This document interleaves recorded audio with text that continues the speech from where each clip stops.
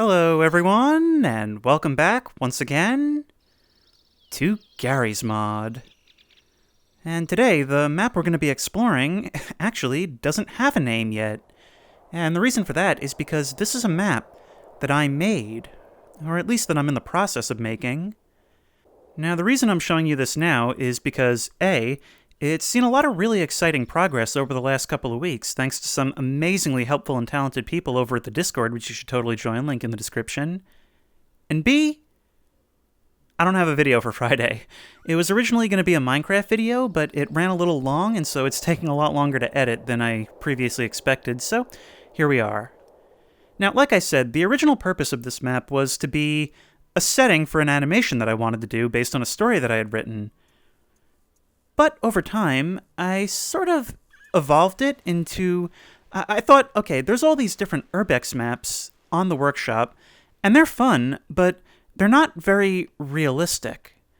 Like, they don't remind me of what actual exploring is like. And I talked a little bit about that in the video I did a while back where I covered Urbex maps. But here's the first big thing that a lot of them get inaccurately. They're wide open. The first part of any explorer is just probing around the exterior looking for a way in. These doors, they're the front doors, guaranteed to be locked. Now, this is based on real locations that I've explored, so if you've watched a bunch of my Urbex videos, you might see a lot of things inside that are pretty familiar to you. I'm not going to be going through everything, and if you want to explore this map for yourself once it comes out, you may not want to watch this video because even though I'm not going to look at everything, there are going to be some spoilers.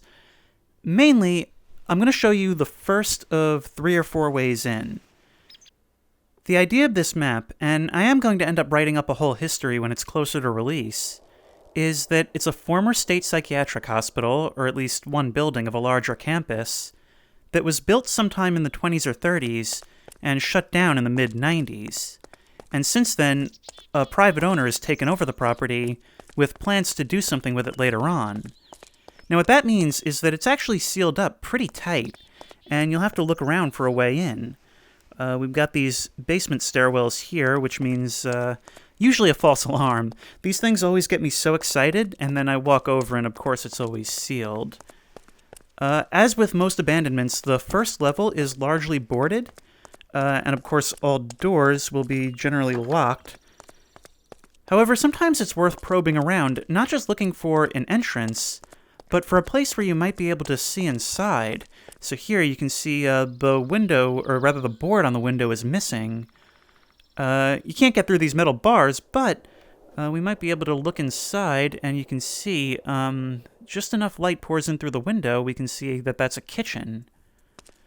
Here we have a loading bay, some open windows up above, but that doesn't do us much good for the moment. And of course this door is locked. You might see this open garage door and get excited, but sadly that one's closed as well. Is that enough where we can jump up? Nope, sadly not quite. So let's go around the other way and try and look for another way in. Now as we come around to the other side, you see the contents of that courtyard are kind of spilling out over the wall. But here, that looks like a light where that doorway would be. So if we bring our flashlight up, there's still some weird shadow issues on some of the foliage where it displays as black, one of the many things that still needs to be fixed. And you'll see that there is an entrance right here, and just like that, we are in. Now, like I said, every single aspect of this is based on something that I've seen in real life. So as I go through, and like I said, I'm not going to show everything, but I'll be throwing up images on the screen when we see something that's meant to be something that's real, so you can see what it's inspired by. And if we look out this back window, you can see, apart from that one concrete section where in VR the displacements have some weird clipping issues, this whole thing is completely overgrown. At one point, there would have been walkways and paths for patients. You can see there's even some picnic tables there. But for now, it's basically become its own little forest. Ascension Hospital, check it out. Now we start moving in. And you'll start to hear that the sounds of the birds will fade away. And all we have is the empty sound of wind coming down the corridors. And here we see something demonstrated that I really wanted to get across. Now, this whole map is still very much lacking in detail. There's a lot more that I want to add. This is also based on something that I've seen where we have a lot of overlapping layers of history. You have the state hospital during its different eras of operation, rooms that are used, disused, renovated. And then you have the vandalism, things that people have done after the fact. People just looking to trash the place or try to spook the place up, or sometimes you're even walking through the remains of somebody's photo shoot. Even once you're inside, though, certain things can block your progress. Now, it's very important to me that I don't do anything very video gamey on this map. You won't have any random fires, no inexplicable power, no random, mountains of debris blocking your path that seemingly came from nowhere. What you will have are just occasional locked doors, obstructions like that, but rest assured, everything can be accessed. You'll see here the lighting is a little bit different because this is a cafeteria, but it backs out onto that courtyard, and it'll be more so once it's done, but all these windows are kind of overgrown. I really want the foliage to kind of push right up against the building in this area, and so we have a slightly darker, different shade coming through. In fact, because of the boards, for the most part, this entire first floor requires a flashlight, where on the upper levels, you won't really need it in most places. We'll also see certain features like this, and this is something that I'm really excited I was able to find, because this is a mural that's actually on the wall of a psych hospital here in New York. I've actually seen it in person, but luckily I was able to find a high-resolution image of it on Google. Well, let's get a move on. I'm just going to take a different angle here just so that I can show you the thing that this image is based on. And we'll get moving. Now, it'll be more so in the future, but you'll see that this whole first level is supposed to be very heavily vandalized. Really the most heavy vandalism is going to be in the places that are the most accessible. And I think that's a realistic way of doing it. All these doors ajar because in a lot of maps, all doors are just closed waiting for you to come upon them. But to me, that doesn't make any sense. The property owners, remember, are really only taking care of this place as far as making sure all the boards are on every couple of weeks. Every, month or so, maybe somebody will drive around, replace what's missing. But they're not doing anything for the interior. They don't care about that. And so, you're walking through the remnants of other people who have explored this place before you. And they leave doors open, they knock things over. And here you'll find some places where a board is missing or something like that. There is enough light pouring through that you can lower your flashlight and just kind of appreciate the atmosphere. Of course, I want to have a lot more sitting on these shelves and on these tables. And you can see, because this is an area that would have a lot of food, a lot of water, the walls are being completely overtaken by mold in this back storage area.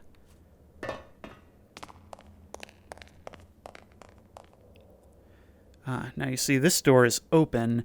These types of metal doors actually indicate stairwells, and we can't get across to the main stairwell, but here we can see a path to the basement. And this is something else that I really, really wanted to have present on this map. It's only the sound of your own footsteps because you are buried under the earth. And in fact, you can go even deeper under the earth, because much like the places I've explored in real life, this building has tunnel access which connects different areas. But I'm not going to be messing with that in this video. Right now, I'm basically playing Chutes and Ladders, which is sort of a natural result, I think, and it's something that's subject to refinement, of certain doors being locked. Initially, it was going to be once you're in, and the entire place is yours for the taking, and I found that a little bit boring. So I made it so that certain doors are locked, not many of them, but just enough that it forces you to explore around a little bit more, forces you to see more things. And now we come up on the opposite side, and we're in a main stairwell. Now this will enable us to access the second and third floors and give us a much wider run of the place. Now there's multiple ways to access every single area, so it basically just makes it so that everyone's path through the building will be a little bit different. And if I remember rightly, yeah, I just like little scenes like this where a board is missing and we've got some natural light coming through the window. Here we have what would have been an employee dressing area, which I think makes sense to have on the first floor, right near the main entrance. We can see outside where we just were. Now this door over here would lead to the main entrance, which unfortunately we can't access because it is locked. So if we want to get to that whole side of the building on this floor, we'll have to find another way. Actually, it looks like that hole in the wall might be one way of accomplishing that. But I'm not going to do that in this video. We can maybe get a better view of that front room if we come through to the admissions area. And we can see the whole waiting area. It looks like we've got a couple of open elevator shafts over there as well. Me pretending to kind of explore this map as if I didn't put it all here. Oops, looks like I got a texture I need to fix up. A records room. And you know what? Let's see what's down this hall while we're here. Authorized personnel only looks interesting. But sadly locked. Now I will once again reiterate, you may find locked doors, but there is a way to access every single room on this map. There are still some problems where, like, for some reason when you're facing this direction, Source really doesn't like these angled hallways. So when you're facing this direction, weird stuff happens with this shadow. Same thing doesn't happen the other way. I don't know why that is. But here we'll see where some of the more interesting areas are. Here we have a linen room, and if you look through there, you can just kind of see a laundry chute where clothes would be dropped down. Over there we have the chapel, which very logically means that the next stop is the morgue. Yeah, definitely more details to be added to this, but I've always just found this type of image so spooky. A morgue with all the different cold storage doors, like, open at irregular angles. Some of them off. But there is more to this. I'm just not going to explore it right now. Now, we could head back down to the basement, but I think a good idea for right now would be to head up and start exploring the second floor. Now, again, I've been learning Hammer with this map, so there's a lot of mistakes I made early on that unfortunately aren't fixable at this point. For example, these stairs look absolutely terrible. Unfortunately, fixing it would require, like, massive changes to the entire map, but they are clipped. And, I've learned a lot, and I'll do better on the next map I try to make. Okay, so we've got a couple of different directions we can go here. And this is something that I really, really wanted to have, and I'm really glad the lighting is cooperating on this. And that's something you see a lot in these places, which is the shafts of light that move between the doorways in the corridor. I'm so glad that the lighting was, like, on my side when it comes to this. Because it's something that I feel like you just don't get that abandoned asylum atmosphere without it.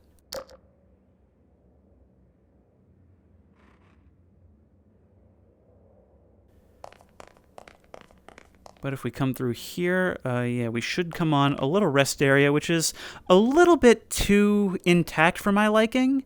But the reason it's this way is because I need it to be this way for the story animation. By the time of actual release, this will probably be different.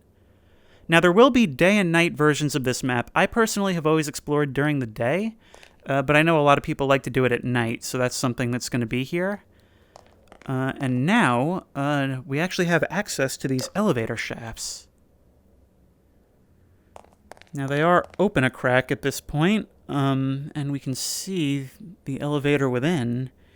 Can't quite access them, and I'm actually kind of torn on whether there should be a clip divider here or whether you should be able to actually fall down the elevator shaft.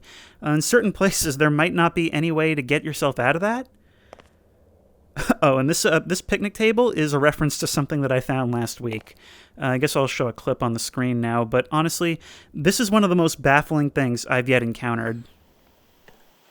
Now look at this. Someone has somehow managed to put an entire park bench down an elevator shaft.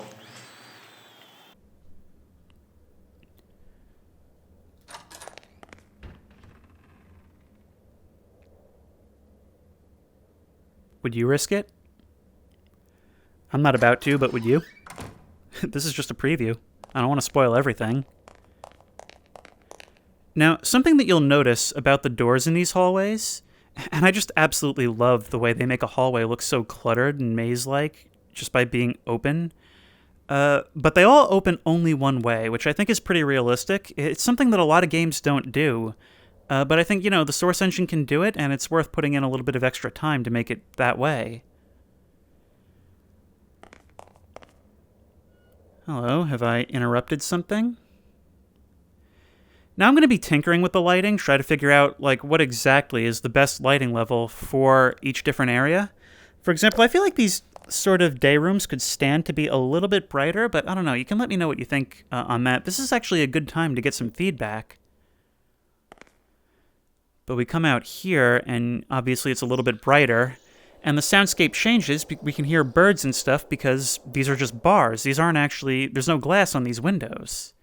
But I kind of want to go on the hunt for a dormitory, and a lot of these structures are subject to change. There are certain rooms like this one that I don't think are really all that interesting, so I'm going to want to put something else in here. But let's find a proper dorm room right now. Here we are. Now, a place like this would normally have, dorms like this. It wouldn't be one patient to one room like you see in a lot of media and stuff. You'd have just these dividers, and there's a bed on either side of each one. Of course, depending on when in history, there might be more than two to each one because overcrowding was a huge problem at some of these facilities. I really want this map to reflect that at some point. I want it to reflect how the place was different things to different people at different times. This isn't something that had a static state for its entire existence. It was around for 60, 70 years. You want to show that sometimes Michael Scott was in charge, sometimes it was Robert California. And sometimes it was somebody who didn't properly align the textures. Drop that as another note for things to fix. But of course, it wouldn't be an abandoned structure without a decent level of destruction.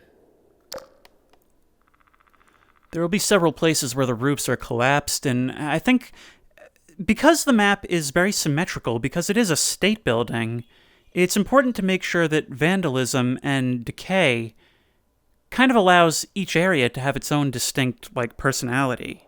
A reason for you to explore the whole thing instead of just a couple of parts. And to me, that's actually a little bit of an unrealistic thing because I know for a fact that some of these buildings really are the same thing everywhere you walk. Which can be a challenge by itself, it makes it hard to navigate, but that's not what I'm going for with this map. I think it's about time we can head up to the third floor and see what's different up here. There are some differences between the floors, and I intend for there to be story reasons for that. So up here, something that I've just finished is we have these shower areas. I try to think about what it would actually be like to live in a place like this, and make sure that every possible facility is covered. For example, we didn't see it, but downstairs there's a barber shop. Up here you have a place to shower. There will be a smaller shower area downstairs on the second floor. Obviously they need somewhere to eat, to receive their medications, and I want to make sure that all that is accounted for.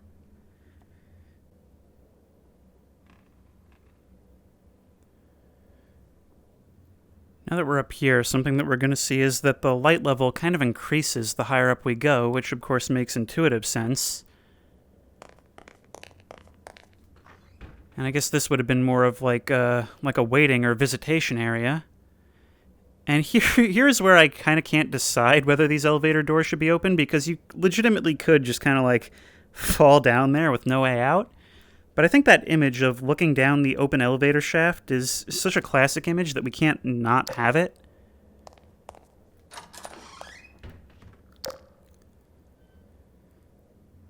And there is our door to the attic, which I intend to have like a whole thing around that.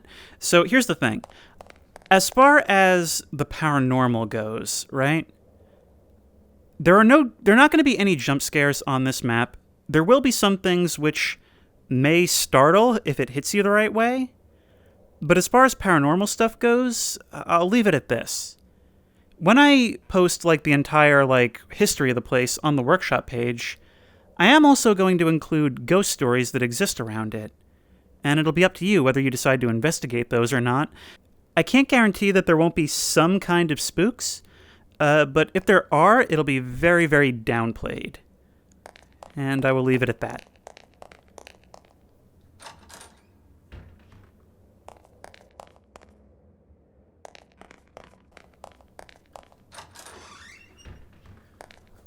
Here's another area where I've been having a lot of fun with things. I mean, the last couple days, I've just been playing around with wrecking up the place, because I sort of built it so that like it would be intact, and then I would do all the destruction. I figured that would be easier. Now up here, I'm thinking the idea is that this is going to be like sort of like a little dance studio type thing, you know, something therapeutic like that would be done in a place like this. So we have that whole wall that's a mirror, and mirrors, of course, especially in the Source engine, don't work without light. So I said, let there be light, and then it made sense that, you know, the gravel and all that from the roof would act as a kind of soil, so of course now you've got rain coming in here, it would, you know, plant life would grow up through it.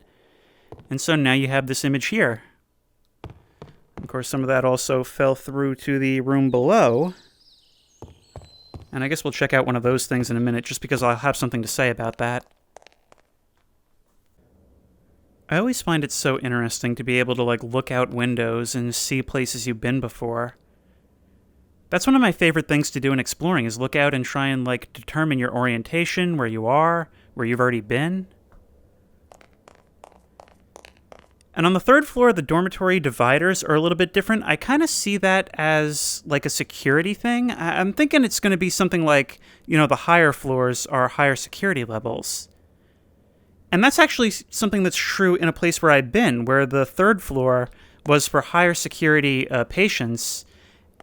And in fact, I don't know how I'd convey this through the map, but in fact, their heads would be shaved to mark them as dangerous. Now, if we head across the hall here, there's an example of something that I've always really wanted to be present in every facet of this map. Now you see here, we have sort of a hydrotherapy type of thing. And if you look on the left, you'll see there's 3 tubs, and on the right, only 2. Now, something that I've always really wanted to do with this map, and it'll be more present once more details are added, is that everything is somewhere. Let me through. And so, if we see something that's missing, something that should be there, over the years of, you know, decades even, of people messing with this place, obviously, things get moved around, people play with stuff that's of interest. And so, you know, occasionally you'll find weird things, such as how somebody apparently took a park bench from outside, dragged it in here, and then pushed it down the elevator shaft. We'll have stuff like this. Now, I've just talked about how I'm taking the philosophy that everything is somewhere. Anything that wouldn't have been removed from the building during closure is either somewhere in the building or just outside the building. And not necessarily where it would have been left, because, again, overlapping layers of history. Lots and lots of people have been through here since its closure, and not all of them really caring about the history. And so, that brings us to a room inspired by something found in real life that I just can't make heads or tails of. So, in one of the places that I explored, a geriatric facility actually, and it is present in a couple of videos, we have a room like this. And I have no idea what a room like this would be. I mean, the tiled walls and floors indicate that maybe like a shower or a bathroom or something. Each one has a structure like this, but inside, no drain. I don't understand why that would be.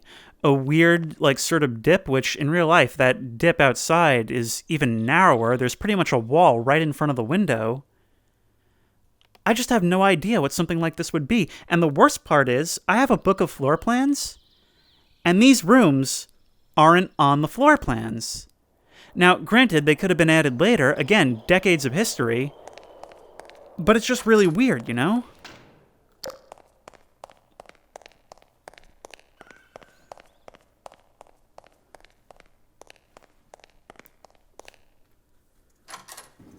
Still, I do like these little courtyards that we get access to as a result of that inspiration, and I guess I'll use here to show sort of an example of how there are places where you can get creative.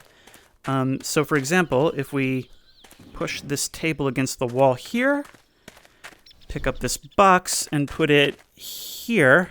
This isn't the most VR-friendly thing, but you can do it this way.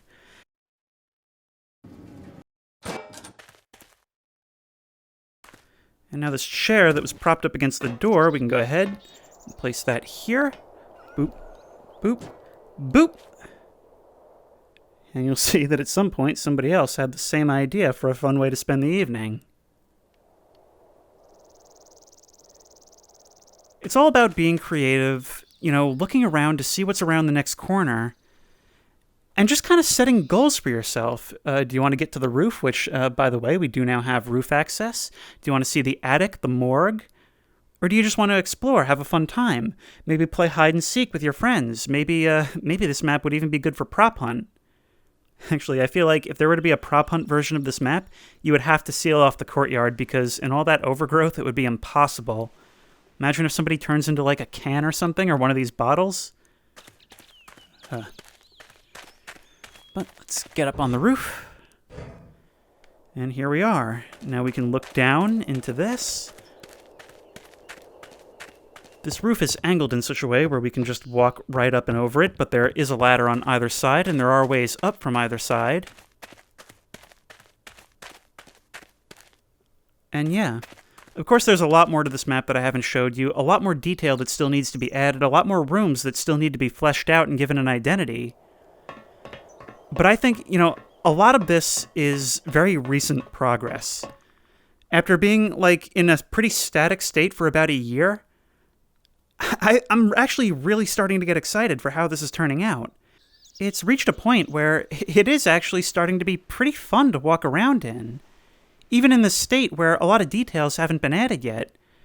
And I did steer clear for the video of a lot of Easter eggs, but there's going to be so much more to see and do here. And I can't wait to see how it comes out, because, honestly, it's so cool seeing it go from something that would have just been, like, basically a facade into something that I think will actually be really, really fun to play on. I guess I just hope that there's an audience for this type of thing, you know? Because, as I said, I set out to make a map that actually feels like the experience of urban exploration. And in following that model, what that means is that you'll end up subverting a lot of popular expectations for what abandoned buildings are like. I mean, you think of an asylum, you think of things like Mount Massive, where the interior is all maze-like and there's some kind of, like, horrible backstory with, like, tons of abuse and patient experimentation. And some of that stuff, you know, does happen in degrees, but the whole place isn't going to be built around it. It's going to be built for everyday function rather than all that stuff. And can you imagine a place like Mount Massive functioning? Friggin' half-hour commute once you walk in the front door to your desk. Ultimately, this map is really made for people like me who just like poking around old buildings, imagining what it might have looked like when it was in operation, the people who would have walked through here, and can do that without having a series of conveniently laid out notes explaining exactly what you'd want to know in a given space. And I guess my big hope would be that somebody who's way more talented and experienced with Hammer than me will kind of like this idea and maybe put together some realistic Urbex maps of their own. Because, like I said, I am learning as I go with this, and there's a lot of things that I would have liked to do that I just don't know how to do, or it's too late to do in a nice way. But I just really hope to see this become a thing, especially because if it becomes a thing, I'll have realistic maps to explore that I didn't make, and it actually will be an exploration. But if you like this video, please remember to like, comment, and subscribe for more creepy and comfy content. If you have any ideas for other videos you think I should do, the best place to suggest that will be at the Discord, which I will link in the description. And as always, I will see you in the next one.